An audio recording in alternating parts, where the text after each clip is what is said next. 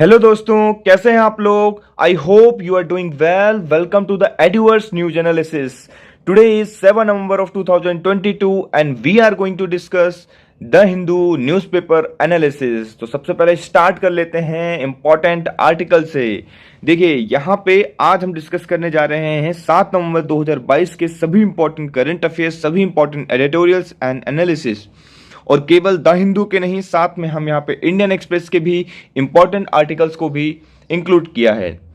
तो चलिए स्टार्ट करते हैं विदाउट एनी डिले। लेकिन उससे पहले देखिए, फर्स्ट पेज में सभी इंपॉर्टेंट जो न्यूज़ेस हैं ये पॉलिटिकल न्यूज़ या फिर स्पोर्ट्स से रिलेटेड न्यूज़ है, जो कि हमारे यूपीएससी के लिए इंपॉर्टेंट नहीं है, इसलिए हम इसको छोड़ते हुए आगे चलेंगे। सीओपी 27 जो एजेंडा है, सीओपी 27, इसके बारे में आज हम डिस्कस करेंगे। और ये जब मीटिंग ओवर हो जाएगी तो इसके बारे में डिटेल में आर्टिकल्स आने वाले हैं, जिसको हम बहुत ही डिटेल में जाके डिस्कस करेंगे। तो चलिए आगे बढ़ते हैं विदाउट एनी डिले। और सबसे पहला क्वेश्चन प्रीवियस ईयर यूपीएससी का क्वेश्चन सबसे पहले आप देख लीजिए। इसका आंसर मैं लेक्चर के एंड में बताऊंगा, तो लेक्चर को लास्ट तक देखना है, जिससे आप एग्जॉस्ट कर सके, सारी चीजों को यहाँ पे ले सके, है ना।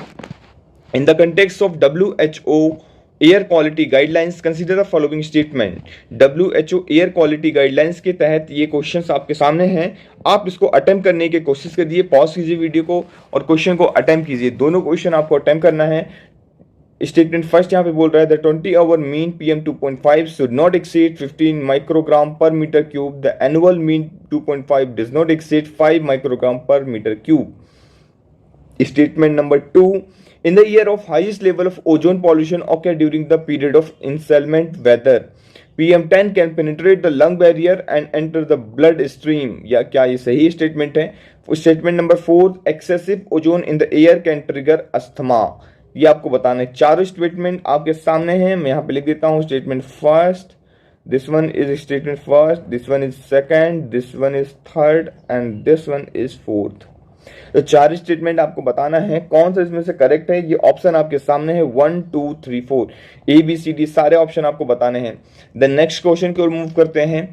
विच one of the following are the reason and factors for exposure to benzene pollution. Benzene pollution के क्या क्या रीजंस हो सकते हैं। यूपीएससी 2020 का ये क्वेश्चन है और ये वाला क्वेश्चन यूपीएससी 2022 रिसेंट का क्वेश्चन है। दोनों इन्वायरमेंट से रिलेटेड क्वेश्चन है। इसके ऊपर एक आर्टिकल भी आया है जिसे हम देखेंगे और लास्ट में इसका आंसर हम डिस्कस करेंगे। Automobile exhaust, tobacco smoke, would burning using burnish food furniture, product made of polyurethane, है ना। इनमें से बताना है कौन सा ऑप्शन सही है। आपके सामने ऑप्शन है। क्वेश्चन का वीडियो को पॉज कीजिए और क्वेश्चन का आंसर देने की कोशिश कीजिए। चलिए आगे चलते हैं, हम नेक्स्ट मूव करते हैं। ये देखिए एक अलग से आर्टिकल जो मैंने निकाला है आप लोगों के लिए, काफी इंपॉर्टेंट आर्टिकल हो जाता है ये। Terror in the sky, black hole found close to the earth, it is 10 times bigger than sun. एक अभी जो हमें ब्लैक होल हमने फाइंड किया है, नासा ने फाइंड किया है, Gemini observatory in the astronomical observatory consisting of 8.1 metre 26.6 feet telescope ये जो है, और जेमिनी नॉर्थ और जेमिनी साउथ। जेमिनी नॉर्थ है और जेमिनी साउथ है, दो प्रकार की टेलीस्कोप हैं जिन्होंने जनरली ये लोकेटेड है कहाँ पे। एक तो एक सेपरेट है, एक हवाई आइलैंड हवाई में और एक चील के अंदर, है ना। इनकी लोकेशन आप देखिए, ये हो गया चील और एक हो गया हवाई आइलैंड। तो ये दोनों जगह सिचुएटेड है ना, ऐसे कनेक्ट कर रहा है यहाँ पे। तो ये नॉर्थ पैसिफिक ओशन के अंदर है, ये साउथ पैसिफिक ओशन के अंदर है, ये याद रखना है आपको। क्लियर हो गया पॉइंट। अब ये क्या हुआ है, इन दोनों टेलीस्कोप ने ब्लैक होल को डिस्कवर किया है ना, जो कि अपने सन से, जो हमारा सोलर सिस्टम का सन है, उस सन से लगभग 10 गुना ज़्यादा बड़ा है। लेकिन क्वेश्चन उठता है कि सर ये ब्लैक होल क्या होता है, ये कॉन्सेप्ट हमें समझा दीजिए। ये क्वेश्चन पूछा जा सकता है आपसे यूपीएससी के अंदर और वेरियस स्टेट पीसीएस एग्जामिनेशन के अंदर, और साथ ही साथ वनडे एग्जामिनेशन के अंदर भी ये क्वेश्चन आपसे पूछा जा सकता है। तो काफ़ी इंपॉर्टेंट ये आर्टिकल हो जाता है। तो चलिए देख लेते हैं। अब ये तो हमने इसकी लोकेशन देख ली। अब ब्लैक होल की मैं बात करता हूं, तो ब्लैक होल क्या होता है जनरली आप ऐसा कह सकते हैं, मैं आपको सिंपल टर्म्स में समझाने की कोशिश करता हूं। ऐसा समझ लीजिए, this is the black hole, है ना। अब अगर ये ब्लैक होल है तो ये इसकी पावर इतनी ज्यादा होगी, पावर मतलब इसकी ग्रेविटेशन फोर्स इतनी ज्यादा होगी कि इससे कोई बाहर नहीं आ पाएगा। क्लियर हुआ पॉइंट। जैसे आप ये सपोज ये अर्थ है, आप अर्थ के बीच में हैं, आप अर्थ से चलते हुए जाते हैं, आप ऊपर जाते हैं तो नीचे गिर जाते हैं, है ना, ऊपर से कोई चीज फेंकते हैं तो नीचे आ जाती है ना, यही होता है ना। और ये अर्थ है, अर्थ से ऊपर से कोई चीज फेंकोगे तो नीचे आ जाएगी। आपने देखा है किसके कारण आता है? ग्रेविटेशनल फोर्स के कारण। जी हाँ, ग्रेविटेशनल फोर्स के कारण अर्थ जो है अपनी तरफ चीजों को खींचती है, इसे हम ग्रेविटेशनल फोर्स कहते हैं। अब सपोज ये जो ग्रेविटेशन फोर्स है किसी बॉडी का इतना ज्यादा हो जाए, इतना ज्यादा हो जाए कि उससे चीज बाहर ही ना निकल पाए। मतलब अगर हम देखेंगे कि सैटेलाइट वगैरह हम बैठते हैं, एरोप्लेन जाते हैं या मिसाइल्स जाती हैं, वो सीधे सीधे अर्थ के एटमॉस्फेयर से बाहर चली जाती हैं, है ना। होता है ना, स्पीड एक इतनी होनी चाहिए जिसे हम कहते हैं टेक्निकल टर्म्स में एस्केप वेलोसिटी। Escape velocity. तो अगर एस्केप वेलोसिटी से आप कोई भी चीज फेंक रहे हैं तो वो अर्थ के एटमॉस्फेयर से बाहर जा सकती है। लेकिन ब्लैक होल के पास कंसंट्रेट रहता है, ब्लैक होल के पास इतना ज्यादा मास रहता है, इतना ज्यादा रहता है कि उसका जो ग्रेविटेशन फोर्स है वो बहुत ज्यादा है, अति में है। इतना ज्यादा है कि जो लाइट की स्पीड है, सोचिए लाइट भी उससे पास नहीं हो पाती है। मतलब लाइट बाहर से आ रही है तो वो क्या हो जाएगी, वो उसके पास चली जाएगी, उससे टकरा के बाहर नहीं निकल पाएगी। लाइट की स्पीड होती है अप्रोक्सीमेटली 3 × 10⁸ मीटर पर सेकेंड। तो सोचिए इससे ज्यादा उसकी स्केप वेलोसिटी है। मतलब जो मास है बहुत ज्यादा कॉन्सेंट्रेटेड है, उसके आसपास कोई भी आएगा तो क्या कर लेगा, वो ये ब्लैक होल है वो काला कलर का दिखता है, और उसके आसपास कोई भी आएगा तो वो क्या कर लेगा, उसे अपनी तरफ खींच लेगा, तो उससे बाहर निकल के आप नहीं जा पाओगे। तो ऐसा दिखता है। मतलब ये जो लाइट है, ये तो लाइट है, इसके आसपास जो भी देखिए आप, ये देखिए यहाँ पे ब्लैक दिखेगा आपको, है ना, ये चीज क्लियर हो रहा। ये देखिए ये है ब्लैक होल, चारों तरफ आप देख सकते हैं, ये आकाशगंगा हमारी, है ना। ये देखिए ये इस तरीके से और अच्छे से आप देख सकते हैं चारों तरफ। क्या इसे कहते हैं, ये जो आपको लाइन बना हो ना, आप देख पा रहे होंगे, इसे कहते हैं इवेंट हॉरिजन। क्या कहते हैं? Event horizon. क्लियर होगा पॉइंट? मतलब जहां से क्या होता है, लाइट भी वापस नहीं आ पा रही। जनरली यहां पे पहुंच जाएगी जहां पे बिल्कुल ब्लैक है, तो वहां से तो आ ही नहीं सकती। यहां से हल्की हल्की लाइट वापस आ जाती है और कुछ नहीं आ पाती, और उसके चारों तरफ जो है इसका जो एटमोस्फियर है खत्म हो जाता है ना। तो ये जो है ये सर्च किया गया है रिसेंटली, अभी फाइंड किया गया इसे, है ना। तो ये चीज आप याद रख सकते हैं। लेकिन फिर क्वेश्चन होता है कि सर चलिए हमने देख लिया, ब्लैक होल देख लिया, है ना। अब आप पूछेंगे सर इसका नाम क्या है और इसके पहले कौन सा ब्लैक होल था। तो ये बहुत ही अच्छा क्वेश्चन आपका, है ना। चलिए मैं आपको बता देता हूं इसका नाम क्या था। अब इसका जो नाम है उसका नाम दिया गया है देखिए मिल्की वे में पाया गया। तो सबसे पहले तो ये आपको याद रखना, ये अर्थ के सबसे पास वाला है। तो जो अभी तक हम रिसर्च कर रहे थे, रिसर्च हमारी चल रही थी, और अभी तक जो सबसे पास का हमारे पास ब्लैक होल था उससे भी पास है। अब ये कितना पास है ये भी इंपॉर्टेंट हो जाता है। सर ये कितना पास है? ये एक तो 10 गुना ज्यादा बड़ा है, ऊपर से 1600 लाइट ईयर दूर है अर्थ से। याद रखिएगा कितना, 1600 लाइट ईयर दूर है अर्थ से। सर ये कितना होता है? मैं पहले आपको लाइट ईयर समझाता हूं। क्या समझाता हूं? लाइट ईयर क्या होता है। अब वैसे तो आपको ये बहुत ज्यादा लगेगा, लेकिन एस्ट्रोनॉमिकल यूनिट में जब आप नापेंगे तो ये मेजरमेंट बहुत कम है, बहुत ज्यादा छोटी है ना। लाइट ईयर का मतलब होता है लाइट की स्पीड कितनी है, पहले तो आप ये बताइए। लाइट की स्पीड है 3 × 10⁸ मीटर पर सेकेंड। मतलब एक सेकेंड में इतने मीटर चलता है वो, है ना। अब ये एक घंटे में कितना चलेगा, ×24 कर दो, ×60 कर दो। एक सेकंड में चलता तो 1 मिनट में आ जाएगा, 1 मिनट में आ जाएगा तो आप 24 से कर दो, है ना। सॉरी 1 मिनट में आ जाएगा, फिर 1 मिनट में आ जाएगा तो 60 से इंटू और कर दो तो कितना आ जाएगा, 1 घंटे में। फिर 24 कर दो तो 24 घंटे होते हैं एक दिन में, एक दिन का आ जाएगा। फिर एक दिन का जब आ गया तो आप 365 कर दीजिए, दैट मीन्स एक साल का आ जाएगा। तो एक साल में इतनी इतनी दूरी ये तय करता है कौन, लाइट ट्रेवल करती है। क्लियर हुआ पॉइंट आपको? इतनी एक दिन में मतलब एक साल में इतना, इसे ही कहते हैं light year. That means light जो है कितनी ज्यादा डिस्टेंस ट्रेवल करती है एक साल के अंदर, उसे हम लाइट ईयर कहते हैं। तो ये कितना दूरी है, ये 1600 लाइट ईयर दूरी है। मतलब अगर लाइट यहां से आज चली तो वो 1600 साल बाद पहुंचेगी इस ब्लैक होल के पास, या ब्लैक होल या वहां से कुछ चीज चला तो वो अर्थ तक पहुंचने में उसे 1600 साल लग जाएंगे। दैट मीन्स वैसे देखा जाए तो बहुत दूर है, लेकिन अगर आप स्पेस के रिस्पेक्ट में देखते हो, वहां के डिस्टेंस के रिस्पेक्ट में, तो ये बहुत कम है। क्लियर हुआ point? The closest black hole to the earth has been name GAIA, Gaia BH1, है ना। अजीब सा नाम रहता है इनके, तो ये आप याद रख सकते हैं BH1 नाम से, है ना। By astronomers the closer earth of the previous recorder holder, पहले पहले किसका था, X ray pair in the constellation of Monoceros, तो ये आप याद रख सकते हैं, है ना। ये छोटी छोटी इन्फॉर्मेशन है, लेकिन आपके लिए ब्लैक होल इंपॉर्टेंट हो जाता है। और ये BH1 नाम आप गाया, BH1 GAIA गाया, BH1 नाम आपको याद रखना है। तो ये नाम याद रखिए, और ये याद रखना है 10 टाइम्स सन से ज़्यादा बड़ा है। जो सन का जो एरिया है, जितना बड़ा सन है, उससे सन के रेडियस से 10 टाइम्स ज़्यादा इसका रेडियस है। और आप ये याद रख सकते हैं 1600 लाइट ईयर जो है दूर है, 1600 लाइट ईयर दूर है, ये याद रख सकते हैं। कॉन्स्टलेशन ओपिकस बनाता है ना। अब इन द कॉन्स्टलेशन, अब कॉन्स्टलेशन क्या होता है, एक वर्ड और है कॉन्स्टलेशन, वो भी आपको बता देता हूँ, है ना। कॉन्स्टलेशन क्या होता है, देखिए जो स्टार्स होते हैं, आप देखिए ध्यान से, स्टार्स होते हैं ये, और मैं अच्छे से समझाता हूँ आपको यहाँ पे, है ना। ये देखिए स्टार्स होते हैं, सपोज स्टार्स ने एक पैटर्न बना दिया इस तरीके से, है ना। आप देखते होंगे अलग अलग तरीके के पैटर्न बने हुए हैं, है ना। ये एजुअर्स का अपना ई बन गया, है ना। तो अब ये कहेंगे कि इसको आप एक नाम दे देंगे कि ये कॉन्स्टलेशन है, एजुअर्स का कॉन्स्टलेशन है, ई नाम से कॉन्स्टलेशन। तो आप स्टार को मैपिंग करेंगे और आप देखेंगे क्या बन गया, ई बन गया एजुअर्स, और ऐसे ये वी बन गया, ये देखिए ध्यान से, तो ये क्या हो गया, कॉन्स्टलेशन हो गया। तो अलग अलग पैटर्न में जो स्टार्स होते हैं, और जब आप उससे जोड़ते हैं कुछ आपको शेप मिल जाता है कि यार हाँ ये इस चीज का दिख रहा है। हो सकता है आपको डॉग का शेप दिख जाए, हो सकता है आपको कैट का शेप दिख जाए, है ना, बुल का शेप दिख जाए।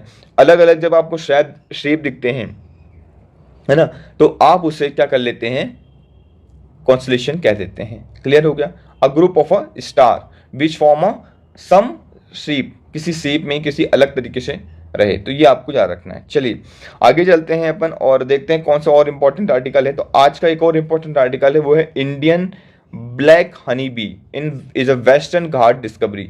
वेस्टर्न घाट के अंदर इंडियन ब्लैक हनी बी की डिस्कवरी की गई है। तो ये लगभग लगभग आज से 200 साल बाद, 200 साल बाद जो है एक नई प्रजाति की हनी बी की डिस्कवरी हुई है।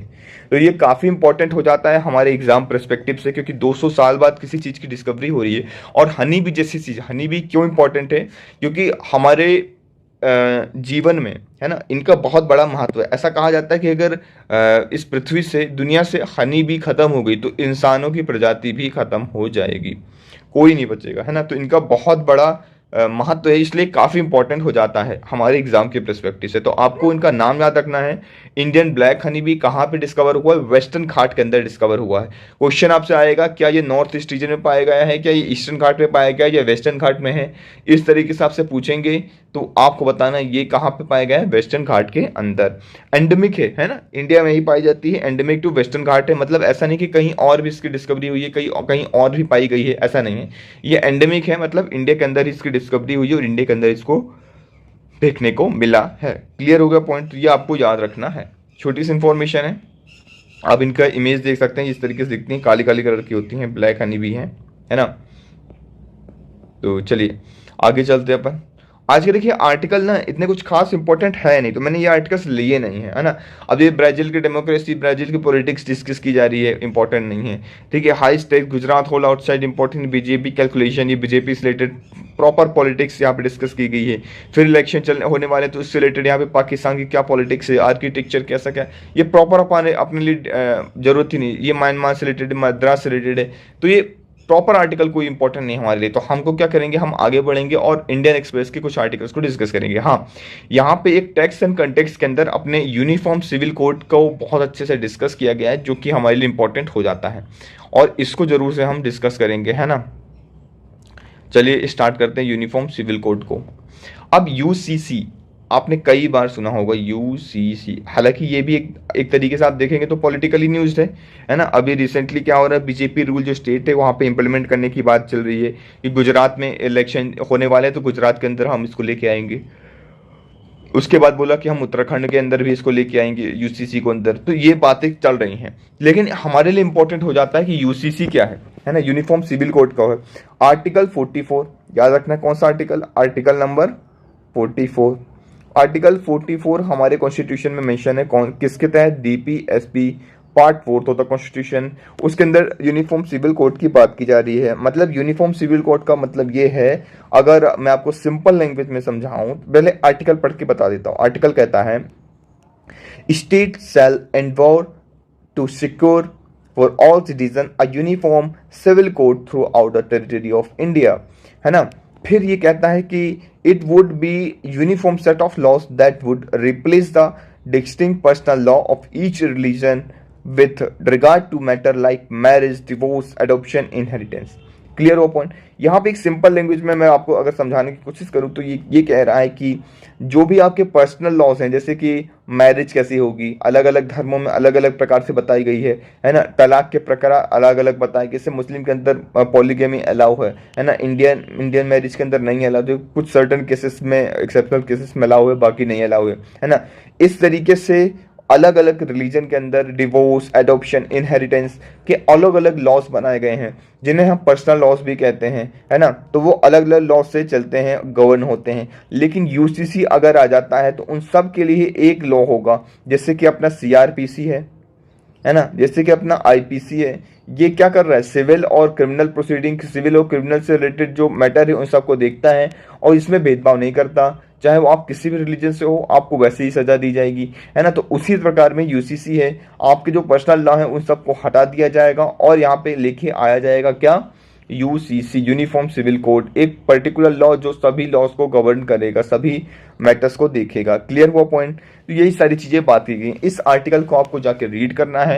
आप लोगों के लिए आर्टिकल काफी इंपॉर्टेंट हो जाता है। क्यों? क्योंकि इस आर्टिकल के अंदर वेरियस चीजें लिखी गई है ना। देखिए मैं आपको समझा दूंगा, आप सुन लेंगे, इंपॉर्टेंट है, अच्छी बात है। लेकिन अगर आप रीड करेंगे तो ज़्यादा टाइम तक आपके दिमाग में बनी रहेगी बात, इसलिए मैं ये बस बोलूँगा कि आप इसको रीड कीजिए। कुछ इंपॉर्टेंट पॉइंट्स मैंने हाईलाइट भी कर दिए हैं और आपको यहाँ पे डिस्कस भी करूंगा। देखिए यूसीसी के अंदर fundamental right to directive principle की मैं कहाँ रखा जाए ये बात चल रही थी। ये मैटर जो है सेटल हुआ वोट से, कॉन्स्टिट्यूएंट असेंबली के अंदर मेजोरिटी 5:4 के रेशियो से ये होता है। और fundamental right headed by Sardar Vallabh भाई पटेल इसको डिसाइड करते हैं that securing a UCC was not with in the scope of fundamental right. इसको फंडामेंटल राइट के अंदर नहीं रखा जा सकता, इसलिए हमने इसको कहाँ पे रखा, हमने इसको डीपीएसपी के अंदर पुट किया। ये आपको बात याद रखना है। क्लियर। तो किसने रखा था डीपीएसपी के अंदर, वल्लभ भाई पटेल ने। फंडामेंटल राइट को कौन हेड कर रहा था, वल्लभ भाई पटेल जी हमारे। तो ये याद रखना है। ऐसे ऐसे आपको इंफॉर्मेशन निकालनी है और लर्न करना है ना। फिर कुछ लोगों का कहना ये था, कुछ लोग कॉन्स्टिट्यूएंट असेंबली के अंदर, कि India was too diverse a country for the UCC. ये एक पॉइंट लिख सकते हैं। यूसीसी क्या है, UCC would come in the way of article 19 of the draft constitution, now article 25 which guarantee the right to freedom of religion subject to public order, morality and health. तो ये एक point याद रख सकते हैं आप, है ना। ये कह रहे हैं कि यूसीसी जो है पहले कि आर्टिकल 19 के अंदर हमने ड्राफ्ट करने की कोशिश कर रहे थे, फिर आर्टिकल 19 जो है उन दोनों को कोई हार्म नहीं पहुंचाता है ना। ऐसा नहीं है, कुछ लोग बोलते हैं कि यूसीसी जो है फंडामेंटल राइट को हार्म पहुंचा सकता है, right to freedom of religion को हार्म पहुंचा सकता है, पर ऐसा नहीं है। वहीं पे के मुंशी जी कहते हैं, रिजेक्ट करते हैं नोशन को, that UCC would against the freedom of religion as the constitution allow the government to make the law covering the secular activity relating to religious practices. तो ये आप पॉइंट याद रख सकते हैं कि यूसीसी जो है के मुंशी जी के द्वारा कहा गया है कि ये आपके फंडामेंटल राइट जो कि फ्रीडम ऑफ रिलीजन है उसे लोअर नहीं कहता है ना। तो ये आपको ये पॉइंट याद रखना है। क्लियर।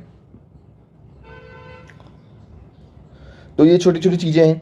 फिर यहाँ पे बी आर अम्बेडकर जी कहते हैं कि UCC should remain purely voluntary in nature in the initial stage. Initially ये कहते हैं कि इनिशियल स्टेज में यूसीसी जो है वॉलेंटरी इन नेचर होना चाहिए, ऐसा नहीं कि आप कंपलसरी कर दीजिए, है ना। क्योंकि हमारी जो सोसाइटी है बहुत ज़्यादा डाइवर्स है, तो उससे समय लगेगा अडॉप्ट होने में, है ना। तो वो जैसे जैसे अडॉप्ट होता जाएगा वैसे वैसे फिर हम इसे इम्प्लीमेंट कर सकते हैं। क्लियर हुआ पॉइंट। ठीक है। फिर वेरियस आर्ग्यूमेंट्स दिए गए हैं जो कि आपको जाके पढ़ लेना है एक बार, जस्ट रीड करना है। मैंने बताया ना, जस्ट आपको रीड करना है। और बाकी चीज़ें मैंने आपको बता दी हैं कि सीआरपीसी, आईपीसी, सिविल लॉज जैसे अलग अलग लॉज हैं, क्या क्या है ना, वो प्रॉपर मैंने चीज़ें आपसे डिस्कस कर ली हैं। नाउ जैसे कि मैं कुछ एग्जांपल्स देके समझाया गया कि 4 डिफरेंट एक्ट्स हैं हिंदू मैरिज एक्ट के अंदर, Hindu marriage act, Hindu succession act, Hindu minority act, guardianship act, Hindu adoption and maintenance act in 1950। अब अगर यूसीसी आता तो ये सारी चीज़ें हट जाएंगी, है ना, और क्या हो जाएगा, एक पर्टिकुलर लॉ आ जाएगा जो इससे लॉ सारी चीज़ें गवर्न होंगी। उसी तरीके से अगर मैं बात करता हूँ मुस्लिम के अंदर, तो मुस्लिम के अंदर भी कुछ लॉज हैं, जैसे मुस्लिम पर्सनल लॉज वगैरह हो गई, है ना, ये सारी चीज़ें उनके लॉज हैं, उन सबको भी हटा दिया जाएगा और एक पर्टिकुलर लॉ लेके आ जाएगा जिसके तहत हम सारी चीज़ों को डिस्कस करेंगे, है ना, देखेंगे। तो ये सारी चीज़ें बात कीजिए। अब इसका सबसे बड़ा एग्जाम्पल, चलिए आप लोग बताइए कि किस स्टेट के अंदर इंडिया के अंदर किस स्टेट के अंदर यूसीसी अच्छे से लागू कर दिया गया है, प्रॉपर तरीके चल रहा है। क्या आप कमेंट सेक्शन के अंदर मुझे ये बता सकते हैं? चलिए मैं ही आपके इस क्वेश्चन का आंसर दे देता हूं। तो गोवा इसका आंसर है। गोवा के अंदर जो है प्रॉपर तरीके से यूसीसी लागू लागू हुआ है। क्लियर? तो ये आप जान सकते हैं, Goa civil code was given by Portuguese in 1867। तो वहाँ पे प्रॉपर तरीके से फंक्शन कर रहा है। तो एक एग्जाम्पल आप लिख सकते हैं कि ऐसा नहीं है, गोवा के अंदर बहुत अच्छी तरीके से ये फंक्शन भी कर रहा है। तो इस तरीके से आप चीज़ों को लिख सकते हैं। क्लियर? चलिए आगे चलते हैं। COP 27 से रिलेटेड आर्टिकल हमने स्टार्टिंग में डिस्कस किया और हमने देखा कि पहली बार यहाँ पे बात कर रहे हैं कंपनसेशन की, कि जो डेवलप कंट्रीज हैं वो डेवलपिंग कंट्री को कंपनसेशन देंगी और उसके ऊपर बात चल रही है। तो जैसे ही इसके ऊपर प्रॉपर ये मीटिंग खत्म हो जाती है तो हम इसके ऊपर डिटेल्स आर्टिकल्स को प्रॉपर एक अलग से ही लेक्चर लेके आऊंगा जहां पे मैं सारी चीज़ों को डिस्कस करूंगा। अभी क्या बीच बीच में अलग से ऐसे डिस्कस करने का कोई सेंस नहीं है, क्योंकि चीज़ें क्या होती रहेंगी, चेंज होती रहेंगी। तो जब एक प्रॉपर तरीके से ऑथेंटिक ये मीटिंग खत्म हो जाएगी, जो इसके रिजल्ट आएंगे उसको हम बहुत अच्छे से देखेंगे और डिस्कस करेंगे, है ना। अब ये एक बहुत अच्छा आर्टिकल है जो कि मैंने उठाया है इंडियन एक्सप्रेस से। आप देख पा रहे होंगे इंडियन एक्सप्रेस से मैंने ये आर्टिकल उठाया है ना। तो ऐसा नहीं है कि द हिंदू से सिर्फ हम डिस्कस कर रहे हैं, वीडियस न्यूज़पेपर से हम आर्टिकल डिस्कस करते हैं, जहां से मुझे लगता है इंपॉर्टेंट है वहां से मैं उठा लेता हूँ। व्हेन चिप्स आर डाउन, यहाँ पे काफ़ी बात की जा रही है। देखिए चिप इंडस्ट्री को बात की जा रही, mirror the petroleum sector in the sensitivity to geopolitics development both are dominated by handful countries and capital. ये कह रहे हैं कि जिस प्रकार से पेट्रोलियम सेक्टर के ऊपर एक प्रॉपर बढ़त बनी हुई है, अलग अलग डोमिनेंट बढ़ा हुआ है जो कैपिटलिस्ट हैं, कैपिटलिस्ट कंट्रीज हैं, वहां पे डेवलप कंट्रीज हैं, उसी तरीके से चिप इंडस्ट्रीज भी इस चीज का मिरर है, एक आईना है। तो ये चीज बात कर रहे हैं, ये बात कर रहे हैं कि चिप वॉर की यहाँ पे बात हुई। जिस तरीके से आपने देखा होगा अभी नॉर्मल तरीके से वॉर होती है ना, ट्रेडिशनल वॉर होती हैं, फिर आपने देखा कि अभी नई तरीके से वॉर निकल के आ गई, टेक्नोलॉजिकल वॉर आ रही। टेक्नोलॉजिकल के वॉर के अंदर एक सेमीकंडक्टर वॉर या फिर आप कह सकते हैं चिप वॉर जो है देखने को मिल सकती है फ्यूचर में। The fight for the world most critical technology by Chris Miller, एक ही बुक लिखी है चिप वॉर, आप चाहे तो रीड कर सकते हैं, इसका रिव्यू देख सकते हैं, इसकी समरी सुन सकते हैं, है ना, आपको अवेलेबल है हो जाएगी, है ना। तो आप देख सकते हैं बहुत अच्छी बुक है ये, मैंने पर्सनली इस बुक को पढ़ा है, तो बहुत प्यारी सी बुक है ये, है ना। यहाँ पे देखिए, आप ध्यान से देखिएगा कि ये सारी चीज़ें क्या बताई गई हैं। ये बताई गई हैं कि चिप जो है फ्यूचर है ना। आप देख रहे होंगे सेमीकंडक्टर चिप जो है आपके मोबाइल में लगता है, आपके कंप्यूटर में लगता है। अब 5G आने की वजह से आप हर जगह इस चीज़ को देख पाएंगे। जहाँ जहाँ आप देखेंगे, आप जहाँ जहाँ आर्टिफिशियल इंटेलिजेंस और टेक्नोलॉजी की बात होगी वहाँ पे चिप लगेगी और उसी से एक प्रॉपर तरीके से दुनिया जो है कंट्रोल होगी, है ना। यहाँ पे बताया गया semiconductors are the cause and consequences of the technology और कोल्ड वॉर जैसी सिचुएशन देखने को मिल सकती है फ्यूचर में। तो वही सारी चीज़ें डिस्कस की गई हैं। आप चाहें तो एक बार पूरा आर्टिकल रीड कर सकते हैं, बट मेरे हिसाब से आप इसको ना ही पढ़ें, क्योंकि मैंने प्रॉपर बता दिया है कि चिप वॉर कैसे होनी है, कैसा क्या होना है। तो वही सारी चीज़ इसमें डिस्कस की गई। इतना कुछ खास इंपॉर्टेंट नहीं है कि आप बोलेंगे कि यार सर इसमें से पॉइंट्स निकाल के अपने आंसर राइटिंग में पुट कर लूँ या ऐसा कुछ कर लूँ, ऐसा नहीं है ना। बस इसमें ये बताया गया कि एक ये पर्सपेक्टिव हो सकता है। जब आप आंसर लिखें तो एक एक पॉइंट आपको बस इससे निकालना है, क्या कि सेमीकंडक्टर वॉर भी हो सकता है। सेमीकंडक्टर वॉर मतलब चिप वॉर, एक टेक्नोलॉजिकल एस्पेक्ट में आप बस इतना लिख सकते हैं कि ये देखा जा सकता है comparably semiconductor have also been a part of cause and consequences of technology cold war. तो जैसे आप यहाँ पे बताया गया कि यूएस जो है बहुत ज्यादा इंपोज करता है सैंक्शन, है ना, intellectual export of the chip में, है ना, बहुत सारी चीजें इस तरीके से करता है। तो ये सारी चीजें हम जो है अपने आंसर में पुट कर सकते हैं कि आज इंडिया को क्या जरूरत है। इंडिया का पर्सपेक्टिव अगर दिखाना है तो जैसे कि चाइना ने, है ना, यूएस ने, और आप देखेंगे कि और भी कुछ कंट्रीज हैं, जैसे कि कुछ कंट्रीज की मैं आपको नाम बताता हूं, है ना। कि जिन्होंने चिप के ऊपर काफी महारत हासिल कर ली, जापान वगैरह। अब जापान वगैरह क्या है, जापान वगैरह ने प्रॉपर तरीके से टेक्नोलॉजी के ऊपर अपना बढ़त हासिल कर ली है ना। तो इसलिए ये काफी इंपॉर्टेंट हो जाता है कि इंडिया भी क्या करे। India are two lesson they should internalise one chip nationalism would be economically costly and could be technologically regressive. तो हमें इकोनॉमिकली कॉस्टली और टेक्नोलॉजिकली रिग्रेसिव ऐसा कुछ लेना चाहिए कि नेशनलिज्म के ऊपर हमें मतलब इंडिया के अंदर ऐसा लेके आना चाहिए, कुछ ऐसे कॉन्सेप्ट लेके आना चाहिए, स्टार्टअप लेके आना चाहिए जो चिप मैन्युफैक्चरिंग में बढ़त हासिल करें, जिसके तहत हम भी एक फ्यूचर में प्रोस्पेक्ट निकल के आ सके। वरना हम जैसे ऑयल में पीछे रह गए, गैसेस में पीछे रह गए, वैसे इसमें भी ऐसा ना हो कि हम पीछे रह जाएं। तो अभी हमें वैसे तो बहुत टाइम लगेगा, 50 साल लग सकते हैं, मोर देन 5 डिकेड्स लग सकते हैं अपनी डिपेंडेंसी को कम करने के लिए एक्सटर्नल सेक्टर के अंदर source of petroleum supply in सबको, है ना। तो ऐसा ना हो कि चिप इंडस्ट्री जो कि अभी अभी फ्यूचरिस्टिक टेक्नोलॉजी और फ्यूचरिस्टिक इंडस्ट्री है उसमें भी हम पीछे रह जाए। तो हमें जरूरत है कि हम इसमें आगे बढ़ के काम करें। क्लियर हुआ? तो ये बस इतनी सी बातें हैं, इतना कुछ खास नहीं है, प्रॉपर यही सारी चीजें एग्जांपल दे दे के समझाया गया है। आप चाहे तो एक बार रीड कर सकते हैं। Okay, the first amendment act 1950 supreme court order before it, हमने इसको प्रीवियस आर्टिकल के अंदर भी डिस्कस किया हुआ है। इसमें फिर से एक आर्टिकल आपके लिए इंपॉर्टेंट है, आपका यहाँ से होमवर्क है, फर्स्ट अमेंडमेंट एक्ट आपको कवर करके आना है। फर्स्ट अमेंडमेंट एक्ट आज आपको जाना है, लक्ष्मीकांत में से कवर करना है।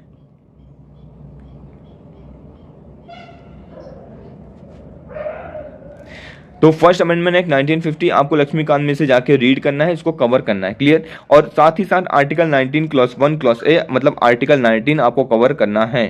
क्लियर हो गया पॉइंट? ये आपका होमवर्क है ना। कुछ केसेस है, रोमेश थापर केस और एक है ब्रजभूषण केस। कुछ नहीं है, मैं आपको एक फटाफट यहाँ पे एक हल्का सा बता देता हूँ। ये बताया गया है यहाँ पे कि कहाँ से केस प्रधान मिनिस्टर जो है जवाहरलाल नेहरू ने इंट्रोड्यूस किया था बिल 1951 में और फिर इसको पास करवाया, है ना। तो ये सारी चीजें बात की जा रही है यहाँ पे, बात की जा रही है किस तरीके एक्सपेंड किया scope of the restriction of right to speech और right to free of speech के ऊपर जो रिस्ट्रिक्शन लगाएंगे उसके ऊपर एक इम्पोज किया कि इसके ऊपर रिस्ट्रिक्शन किस तरीके से लगाया जाए, है ना।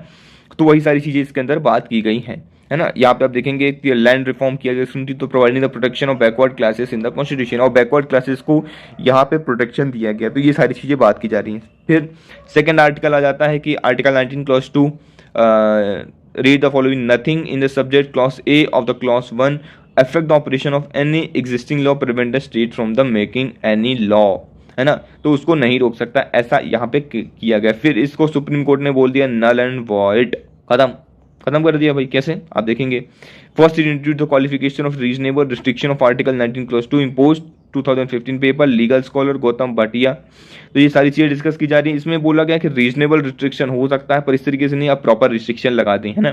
फिर ये एक वर्डिक्ट निकल के आता है सुप्रीम कोर्ट का कि Brijbhushan versus state of Delhi 1950 का केस है, Romesh Thapar versus state of Madras मई 1950 का केस है ना। दोनों एक ही साल हुए थे, एक मई 1950 और एक मार्च 1950 के अंदर। क्लियर? रोमेश थापर केस में क्या बोलते हैं, मद्रास गवर्नमेंट जो है बैन करती है cross road left learning magazine को, एक मैगजीन है उस मैगजीन को बैन कर देती है for its criticism of government foreign policy. Government की जो फॉरेन पॉलिसी उसको सिर्फ क्रिटिसिज्म होता है तो इसको बैन कर दिया जाता है। तो आप इस केस को मेंशन कर सकते हैं। Clear? The first significant free speech ruling by the supreme court Romesh Thapar versus state of Madras. तो पहला सिग्निफिकेंट यहाँ से देखने को मिलता है ना। पिटिशनर ने चैलेंज किया था सेक्शन 19(9) के तहत कि हम कुछ भी बोल सकते हैं, क्रिटिसाइज कर सकते हैं पब्लिक से, लेकिन यहाँ पे बोला गया कि आप ये चीज अनकॉन्स्टिट्यूशनल है अगर आप पब्लिक सेफ्टी और मेंटेनेंस और पब्लिक ऑर्डर के लिए आप यहाँ पे इस चीज को रिस्ट्रिक्ट भी कर सकते हैं पब्लिक सेफ्टी के तहत। तो ये आपको याद रखना है। ये ब्रज रोमेश थापर केस से निकल के आया है। देन फिर अगर आप देखेंगे कि Brijbhushan case 1950 chief commissioner of Delhi जो है यहाँ पे इशू करते हैं pre censorship order RSS mouth speech Organiser के ऊपर, है ना, which was critical to the government its publisher Brijbhushan challenge section 7 clause 1 clause C East Punjab public safety act which allow the pre publication scrutiny of material prejudicial of public safety for the maintenance of public order. तो ये चीज discuss की जाती है। वहाँ पे RSS के chief थे माउथ पीस ऑर्गेनाइजर, उनके ऊपर ये चीज बैन लगा दिया जाता है और इसके ऊपर ये केस निकल के आता है ना। तो ये आप याद रख सकते हैं। आई होप चीजें क्लियर हो रही होंगी आपको। एक आर्टिकल मैं आपको आज होमवर्क दूंगा जिसे आपको याद करके आना है, मतलब पढ़ के आना है, सॉरी याद क्या ही करेंगे, आर्टिकल याद नहीं किया जाता। एयर पॉल्यूशन से रिलेटेड ये एटमॉस्फेरिक साइंटिस्ट हैं प्रोफेसर हैं आईआईटी कानपुर के अंदर, इन्होंने एक आर्टिकल लिखा है एयर पॉल्यूशन से रिलेटेड, है ना। तो ये आर्टिकल आपको पढ़ना है और रीड करना है अच्छे से, है ना। क्लियर। क्यों मैंने आपको ये होमवर्क दिया है, क्योंकि आप लोग भी पार्टिसिपेट करेंगे अगर तभी होगा। मैं इसकी पीडीएफ जो है अपने टेलीग्राम ग्रुप के अंदर शेयर कर दूंगा। टेलीग्राम ग्रुप के लिए आप डिस्क्रिप्शन में जाके लिंक से ज्वाइन कर सकते हैं। साथ ही साथ आप टेलीग्राम में सर्च कर लीजिए eduvers_news_analysis। अगर आप ये सर्च करते हैं तो आपको हमारा टेलीग्राम चैनल मिल जाएगा और वहाँ से आप ज्वाइन कर सकते हैं। क्लियर। अब इस आर्टिकल के अंदर हमने पहले ही डिस्कस कर चुके हैं, है ना। जनरली मैं आपको थोड़ा सा आइडिया दे देता हूँ इस आर्टिकल के अंदर क्या बताया गया है। जो बॉडीज़ हैं जो एयर पॉल्यूशन वाटर पॉल्यूशन को देखती हैं उनके बारे में बात किया गया है ना, कि वो अंडर स्टाफ हैं, वो किस तरीके से वर्क कर रही हैं, उनको कितना प्रॉब्लम जा रही है ना, और उसमें क्या रिफॉर्म की आवश्यकता है, ये सारी चीज़ें यहाँ पर बात की जा रही। एयर क्वालिटी इंडेक्स की बात की जा रही है, असेसमेंट फॉर दिल्ली के अंदर क्या क्या ज़रूरत है, ये सारी चीज़ें इसके अंदर बात की जा रही है। आप इसे जाएंगे और अच्छे से रीड करेंगे। क्लियर। चलिए कुछ एक मैप देख लेते हैं। यहाँ पे मथुरा वृंदावन है हमारा, है ना। बांके बिहारी जी का मंदिर है, तो आप सब लोग एक बार जरूर से विजिट करिएगा अगर कभी मौका लगे जीवन में, तो मथुरा वृंदावन बांके बिहारी जी के मंदिर में, है ना।